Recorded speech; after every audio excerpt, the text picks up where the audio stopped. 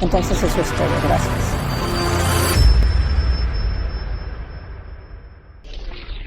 Hola, soy Helen Gritzapes y es un placer estar aquí con ustedes en Green Talks, una iniciativa pionera que discute el papel de la tecnología en la promoción de un futuro más sostenible.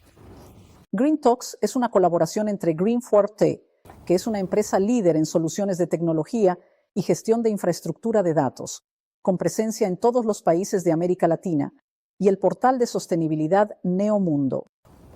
Bueno, hoy tenemos aquí con nosotros a una invitada muy especial que es la muy talentosa Marjorie Aimai. Ella es CEO de Cian Agroanalytics y directora de ModClima. Por cierto, déjenme hacer un paréntesis aquí para ustedes. Conocí a Marjorie, la llamaré Maju. Ella ya me dejó. En un TED Talk que Roberta Tiso. Ella es la directora de Sostenibilidad y Comunicación aquí en Ginforti, donde estamos grabando, cuyo título es La familia que hace llover. Vale la pena que vayan a verlo, pero Maju nos va a contar un poco de esta historia. ¿Pero quién es Maju? Maju tiene más de 19 años de experiencia en trabajos relacionados con la innovación y la implementación de investigación climática y sostenibilidad. Ella se graduó en Administración de Empresas por la GB y Recursos Humanos y también tiene un posgrado en Marketing por la SPM. Pero en medio de todo esto, ella hizo un viaje, un cambio muy grande de rumbo, pasando de publicista a una emprendedora exitosa. Maju, bienvenida. Hola Eleni, gracias. Roberta, a todo el personal de Green Talks por la oportunidad de estar aquí con ustedes para contar un poquito de nuestra historia. Sí, y es una historia deliciosa. Bueno, vamos allá, Maju. Mencioné el TEDx en la apertura y hablas de tu Takeshi, de tu padre y de cómo fue un emprendedor nato, un hombre innovador. Y además, me emocioné mucho por tu admiración por él. Pero deja que tú cuentes sobre tu padre. Cuéntanos sobre él. Está bien. Entonces Takeshi Mai, él era inventor, ingeniero y también un gran visionario. En nuestra familia teníamos una fábrica de maquinaria agrícola que se llamaba Hatsuta y él estaba a cargo de construir los equipos. Entonces él producía bombas, motosierras, pulverizadores, ¿verdad? Hasta que produjo una motosierra gigante, fue a Liñares, en Espíritu Santo, para probar ese equipo adicional. Llegaron allí, cortaron un jacarandá centenario en 25 minutos y él, desde ese momento, se sintió muy mal. Él decidió abortar ese proyecto y no quiso trabajar más en eso, mandó recoger todo y se fue. Y a partir de ahí muchas cosas cambiaron en su vida. Siempre ha sido muy inventivo. Quiso centrar su atención en buscar soluciones a problemas relacionados con la humanidad, con el objetivo de dedicarse a resolverlos de manera efectiva y sostenible en el largo plazo. Inventor un poco loco, comenzó a desarrollar un proceso para hacer llover usando solo agua potable. Decía, no quiero más echar veneno, no quiero más cortar árboles. Y depositó una patente y fue con la patente bajo el brazo a tocar la puerta de Sabesp porque creía que iba a lograr hacer llover. Y Sabesp vio el proyecto, dijo, vaya, no es contaminante, en Sao Paulo hay agua, pero también hay mucha gente, y Sabesp decidió apostar por esta tecnología. Y entonces comenzaron a llevar a cabo proyectos experimentales en el sistema Cantareira, que llegó a abastecer de agua a 14 millones de habitantes. Ahora está abasteciendo más o menos a unos 7, pero aún así es bastante gente. Y desde entonces él ha tenido más de 10 contratos, nosotros en Amor de Clima, más de 10 contratos de inducción de lluvias para el sistema Cantareira. Luego, en 2009, nos llamaron para ir al Sertão, al nordeste, a hacer lluvias para los productores de riego de Mirorós. En él dependían del mar. Sí, estábamos muertos de miedo porque nunca habíamos ido al Sertão, no sabíamos cómo iba a funcionar eso, ¿verdad? Pero fuimos y la represa Manuel Novar estaba en colapso y logramos hacer aproximadamente 25 vuelos, 17 lluvias y fue muy bueno. Luego, en 2012, volvimos al semiárido para hacer lluvias para productores de piña y de ahí en adelante ya fuimos a Piauí, a Maranhão, a Bahía, para atender a productores de soja, maíz, algodón y también fuimos a África. Sensacional. Por eso es que ustedes son conocidos como la familia que hace llover. Sí, y así vemos que esta tecnología de inducción de lluvias es una herramienta poderosa para momentos en los que las regiones sufren de inseguridad hídrica, como es el caso del norte de Minas ahora. La gente está perdiendo la producción agrícola, no hay agua para el abastecimiento, la minería también está sufriendo, el medio ambiente. Entonces, es una herramienta que puede tener sentido para situaciones así. Sí, hablaste de la lluvia, pero también tu padre, Takeshi, tiene un proyecto. Él fue pionero en la implantación de plántulas para mostrar la importancia de mantener el bosque en pie y para la preservación de la biodiversidad y el medio ambiente. Cuéntanos un poco también sobre ese proyecto. Sí, siempre fue una mente muy creativa, iluminada, y tenía una verdadera pasión por entender problemas y buscar soluciones y problemas que fueran esenciales. Y como él también tenía un remordimiento, esa conciencia pesada de producir motosierras en una época en que deforestar era sinónimo de desarrollar, siempre decía, pucha, ya no quiero echar veneno, ya no quiero cortar árboles y quiero pagar mis pecados. Entonces tenía una ansia de... Él decía, hija, si un pajarito vuela y puede dispersar semillas y plantar árboles, te imaginas un avión volando, arrojando millones de plántulas, ¿verdad? Y él, cuando imaginaba algo, eso ya estaba listo. Entonces teníamos que callar. Me hizo ir unas 5 veces a Exauque, porque era amigo del profesor Kajiyama, que era el coordinador de la parte de ciencias forestales. Y él quería que Kajiyama nos ayudara porque no entendemos nada de árboles, solo entendemos de vuelo. Quería que él nos ayudara a pensar qué especies podíamos lanzar. Unas 5 veces el profesor Kajiyama decía, gente, estoy muy ocupado, no puedo. Después creo que por el cansancio dijo, está bien, miren, si esto de plantar árboles con aviones tiene que funcionar, tendrá que ser con unos locos como ustedes, porque así, en los primeros 3 meses, las plántulas, la mayor mortalidad de plántulas es por falta de agua.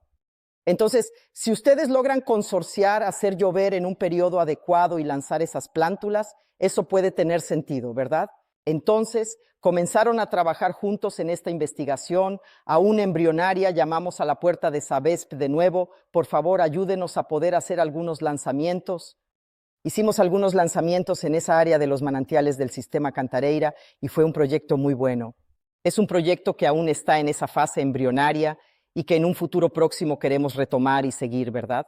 Bueno, hablas mucho de innovación, de emprendimiento, pero veo que eso está en la sangre, ¿verdad, Majú? Leí en una declaración suya reciente, en una entrevista, que usted dice lo siguiente: para trabajar con innovación tiene que tener conocimiento, nuevas prácticas tecnológicas, pero principalmente coraje. ¿Por qué es importante el coraje para la innovación? Creo que porque todo el mundo que trabaja con innovación, creo que la única certeza que realmente tenemos es que no conocemos todo. Tenemos que lidiar con lo inesperado. Podemos definir un buen proyecto, podemos tener un buen camino. Claro que estamos creyendo en ese proyecto y claro que va a salir bien, pero tendrás que implementarlo, tendrás que ajustarlo, tendrás que organizarlo. Hay momentos en que va a salir bien, hay momentos en que va a salir mal, ¿verdad? Ahora, imagina a nosotros que trabajábamos en un proyecto para inducir lluvias. Vaya, teníamos que lidiar con esa creencia popular tan fuerte que aquí hacemos de todo menos hacer llover. Llegábamos y decíamos, gente, necesitamos que llueva. Y la gente decía, no, hacíamos llover sobre el cultivo de ese agricultor. Y él decía, pero fueron ustedes. Vaya, pero no vio el avioncito entrando en la nube. ¿No nos vio trabajando, haciendo llover sobre esto? Pero entonces forma parte de la naturaleza humana solo creer en aquello de lo que está segura, ¿verdad? Y entonces, ¿cómo queda la innovación si operamos en la esfera de la incertidumbre, verdad? Y trabaja con ese inconsciente colectivo, ¿no? Entonces, así, creemos que para trabajar con innovación tienes que tener persistencia, tener coraje, tener resiliencia y tener enfoque en tu propósito, ¿no?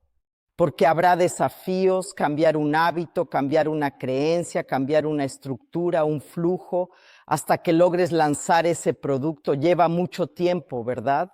Entonces es valentía. Pero así veo que hoy en día las empresas están mucho más abiertas a la innovación, ¿verdad? No tiene su área de innovación, eso ya funciona de manera efectiva, está institucionalizado. Cuando empezamos era a puro esfuerzo, teníamos que creer y poner recursos de nuestro propio bolsillo.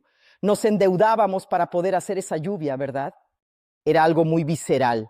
Hoy la estructura es más amigable para eso.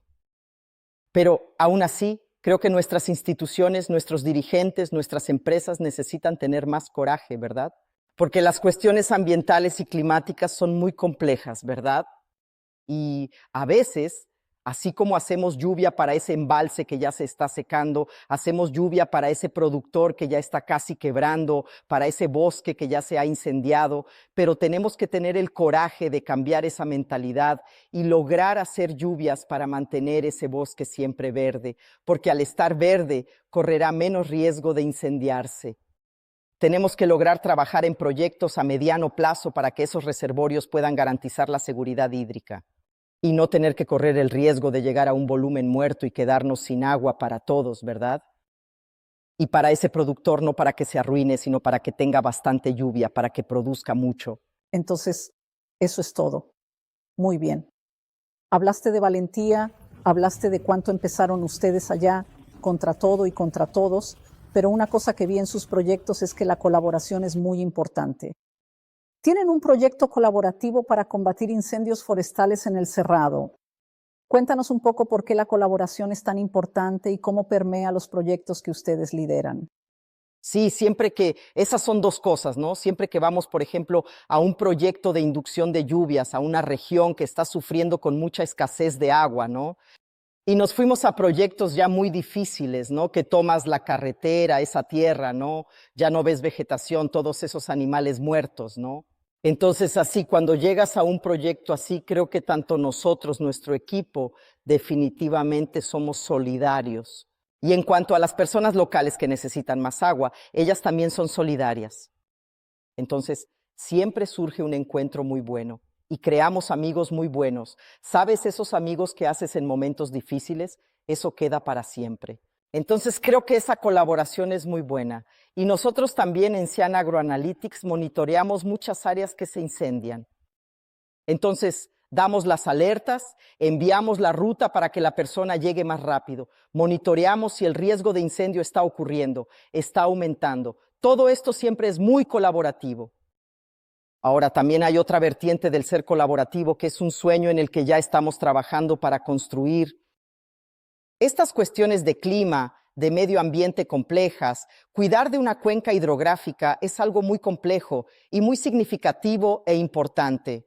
Entonces, si logramos tener el apoyo de empresas que tienen un alto consumo de agua, empresas de bebidas, mineras, empresas de alimentos, empresas de energía, y si logramos hacer un pool para adoptar una cuenca hidrográfica, para mantener una operación de lluvia dedicada, haremos que esa cuenca siempre tenga agua disponible, no solo apoyar las operaciones industriales, económicas, sino también proporcionar agua para la población, la fauna y la flora. Lo mismo, si logramos sensibilizar a las empresas que son altamente emisoras de carbono a la atmósfera o de gases contaminantes, si estas empresas pudieran unirse para adoptar un bosque que tiene su papel importante en la captura de carbono y dejar una operación dedicada para que ese bosque reciba más lluvias, más distribuidas, se mantenga más húmedo, más vigoroso, para poder enfrentar el periodo de sequía más fuerte. Va a incendiarse menos, ¿verdad? Y si logramos monitorear todo esto, dar las alertas para poder apagar esos incendios, tiene mucho sentido. Y estos son proyectos a mediano plazo, ¿verdad? Y necesitamos empezar a despertar la colaboración de estos otros agentes para llevar a cabo proyectos que enfrenten estas cuestiones. No, y como dijiste, estás uniendo fuerzas de empresas que son grandes consumidoras, por lo tanto son grandes dependientes. Eso es un beneficio para el negocio también, ¿no? Sí, también. Y entonces, Magu, ahora quiero hablar un poco sobre Cian y sobre ModClima. Recuerdo que Roberta, cuando estábamos hablando aquí sobre esta entrevista, dijo que le dijiste al agricultor, mira, va a haber un incendio en 10 minutos en tu cultivo, que tienes toda la tecnología. Entonces, hablando de Cian, Cian es una herramienta de censuramiento climático y ModClima actúa en el proyecto de inducción de lluvias. Y ya has mencionado lo importante que es la sostenibilidad para lo que ustedes hacen. Cuéntanos sobre los proyectos de ModClima y Cian Agroanalytics. Entonces, sigamos la cronología. Primero nació ModClima, que es la empresa que hace lluvias. En ModClima desarrollamos y patentamos una tecnología limpia para sembrar nubes solo con agua potable. Estamos totalmente en contra del uso de aglutinantes químicos como el yoduro de plata y el cloruro de sodio, que van a contaminar el suelo y el agua. Va a causar acumulativamente en el futuro problemas para la salud, entonces no lo usamos. ¿Son ustedes los únicos en el mundo que hacen lluvias de esta forma limpia? Sí. Y desarrollamos este proceso. Aprendimos a trabajar con todo tipo de sensores para poder medir nuestras lluvias. Desarrollamos modelado hidrológico para entender cuánto de nuestra lluvia, la que hicimos en esa región, cuánto de eso se convertirá en agua en el Cantareira. Entonces, llevamos a cabo investigaciones climáticas desde hace más de 20 años. Y de esa experiencia de actuar en el clima, de estar allí perforando una nube, viendo la dirección del viento, haciendo que la lluvia caiga allí y midiendo esa lluvia, ¿cuánto dio? De esa experiencia, cuando empezamos a ir al oeste de Bahía para hacer lluvias, dijimos, hombre, ¿cómo es que estos productores, con estas áreas gigantes, 5,000, 10,000 hectáreas, que dependen tanto de la información climática para poder tomar decisiones, van a plantar si llueve o no? ¿Va a cosechar si llueve o no? Ese producto químico caro lo va a aplicar, pero si hay mucho viento, todo se va. ¿Cómo toma tantas decisiones si no tienen la información tan ultra especializada como la que teníamos nosotros? Y entonces tuvimos una idea, dijimos, amigo, si empezamos a sistematizar todo esto que ya hacemos para iniciar una operación de vuelo, vamos a entregar un gran valor. Y de esa sistematización de nuestros conocimientos climáticos nació CIAN, que es una plataforma de monitoreo climático totalmente integrada con teledetección. Entonces, en CIAN, yo subo, por ejemplo, una planta de caña de azúcar con las fincas subdivididas en parcelas. Y cuando subimos nuestro algoritmo, comenzamos a procesar todos los datos climáticos sobre esas áreas. Así que no estamos haciendo una previsión para São Paulo. Dividimos en varios barrios y vamos a decir, mira, en Vila Mariana va a llover 5 milímetros y en Pineiros 2, y todo lo traemos a una única plataforma porque el clima se está volviendo una cosa loca, ¿no? Eventos cada vez más fuertes, recurrentes y extremos que no sabes cuándo ocurren, que no sabes con qué intensidad ocurren y que no sabes cómo están afectando a tu negocio. Y en CIAN ponemos todo en la misma bandeja. Hacemos una previsión del tiempo para los próximos 9 días, que en el caso de la agricultura ayuda a la persona a planificar mejor la próxima semana. Monitoreamos si esas áreas ya se están secando, si el riesgo de incendio está aumentando. Damos las alertas de incendio en el momento adecuado para que puedan salir corriendo a apagar ese incendio rápidamente. Le enviamos la ruta para que tome el camino más rápido para que pueda atender y proporcionamos la información climática. No envíes ese camión cisterna allí porque el viento va a empujar el fuego hacia adelante, toma otro que vaya por detrás. Entonces estamos muy atentos a percibir cómo todas esas variables climáticas están actuando sobre esa área. Con esta experiencia de tener todo junto y mezclado, comenzamos a hacer análisis avanzados para evaluar el riesgo climático y estamos trabajando para bancos cuando quieren liberar un crédito rural para entender lo que está sucediendo en esa región. Y el riesgo, aseguradoras, cuando piensan en esa póliza de seguro, dicen, pero mira, esta región se incendia mucho. Hubo tantas heladas y heladas fuertes y allí no llueve, entonces podemos compilar toda esa información de una manera muy interesante.